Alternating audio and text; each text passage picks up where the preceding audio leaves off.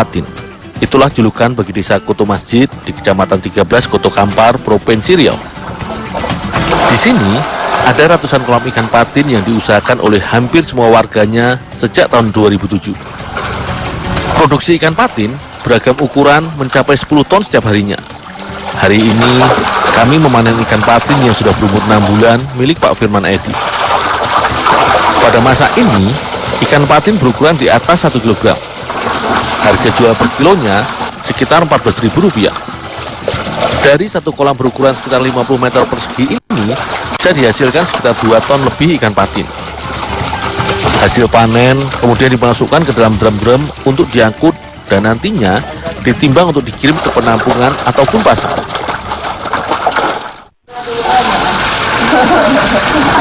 Selain untuk memenuhi permintaan ikan segar, sebagian hasil panen juga dijadikan bahan untuk membuat beragam olahan patin. Ada banyak tempat pengolahan ikan patin di desa Koto Masjid ini. Salah satunya pusat pengasapan ikan patin ini. Tidak hanya pengolahan ikan asap, di sini juga ada pembuatan abon, nugget, bakso, dan rolade ikan patin. Salai dibuat dengan membelah ikan patin kecil pada bagian perut, tetapi tidak sampai putus, sehingga bentuk ikannya menjadi lebar. Kemudian isi perut ikan dibersihkan dan ikan dicuci bersih. Pencucian dilakukan berulang-ulang hingga dipastikan tidak ada sisa kotoran atau darah ikan yang tertinggal.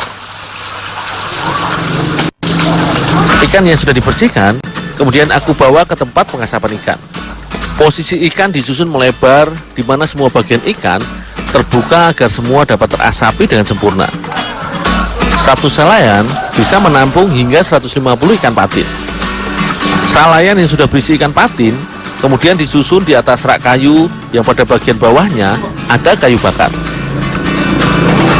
Pada satu tempat pengasapan terdapat sekitar 20 salayan ikan. Pengasapan ini akan mengurangi kadar air ikan hingga 70%. Cara ini merupakan usaha untuk mengawetkan bahan makanan agar daya simpannya lebih lama. Butuh sekitar 5 jam agar ikan matang. Tetapi untuk membuat ikan salai menjadi benar-benar kering, ikan salayan akan tetap disimpan pada bagian atas tempat pengasapan. Salai ikan siap diangkat pada saat warnanya sudah coklat tua dan permukaannya tampak mengkilap, serta ikan sudah terlihat kering.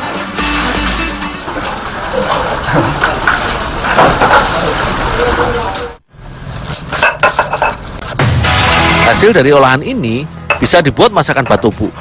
Bumbu yang digunakan untuk memasaknya adalah bawang putih dan cabai rawit yang digiling halus. Cabai rawit dipilih agar menghasilkan sensasi pedas yang lebih mantap dibandingkan jika menggunakan cabai keriting biasa. Bawang merah iris juga turut menjadi bahan tambahan penyedap masakan ini.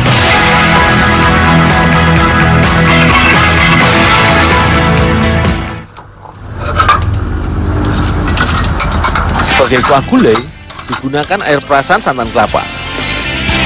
Untuk memasak gulainya, semua bumbu halus dimasukkan ke dalam kuah santan dan dimasak dengan api sedang.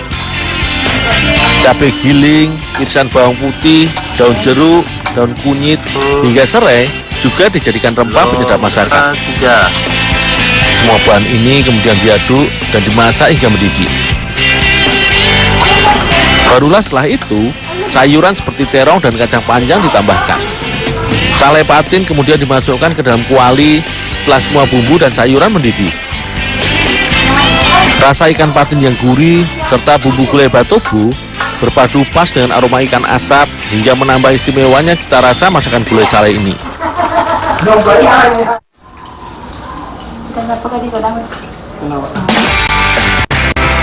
Selain ikan patin salai, ada satu lagi produk olahan ikan patin desa Koto Masjid yang banyak digemari, yaitu keripik kulit ikan patin.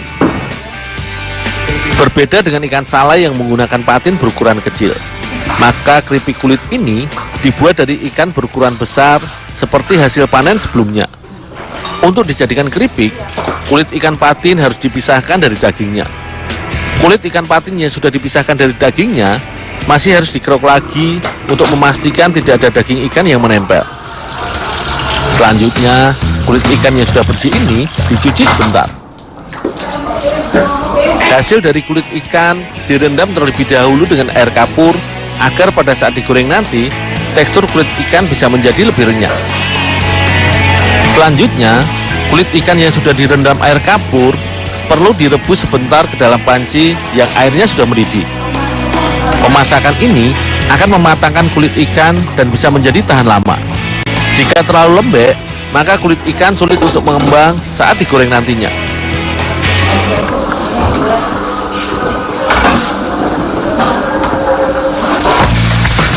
Sebelum digoreng, kulit ikan hasil dari perebusan ini aku rendam dalam air es terlebih dahulu.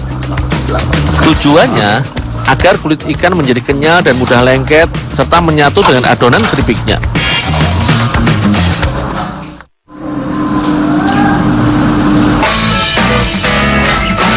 Selanjutnya, satu kulit ikan dipotong-potong menjadi 3 bagian hingga dihasilkan guntingan kulit ikan seukuran 3 jari orang dewasa.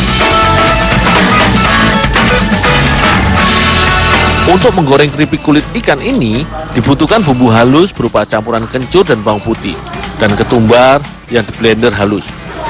Potongan kulit ikan kemudian direndam ke dalam bumbu rempah halus. Sebelum digoreng, kulit ikan berbumbu dilumuri terlebih dahulu dengan campuran tepung beras dan tepung tapioka.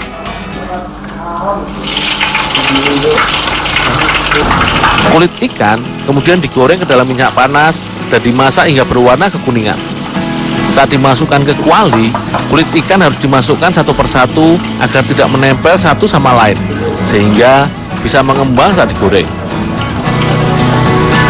Sekitar 8 menit, kerupuk kulit ikan terus dibolak-balik agar matangnya merata di kedua sisi. Jika sudah terlihat kering dan berwarna kekuningan, keripik sudah bisa diangkat.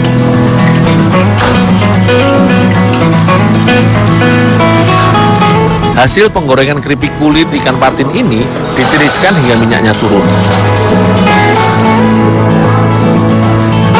Barulah kemudian dikemas ke dalam kantong plastik berukuran berat 100 gram dan akan dijual dengan harga Rp10.000 saja.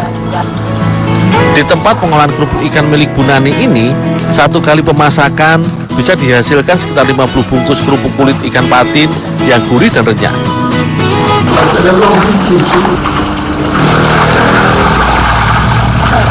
Jika berkunjung ke Kampar, rasanya kurang lengkap jika belum menikmati olahan patin dari desa Koto Masjid ini.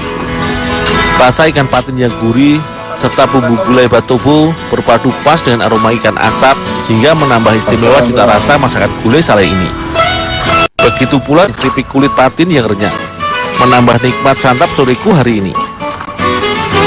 Kreativitas warga dalam pengolahan ikan patin pasca panen ini menjadi jalan untuk mengatasi melimpahnya hasil produksi kolam yang ada di sini.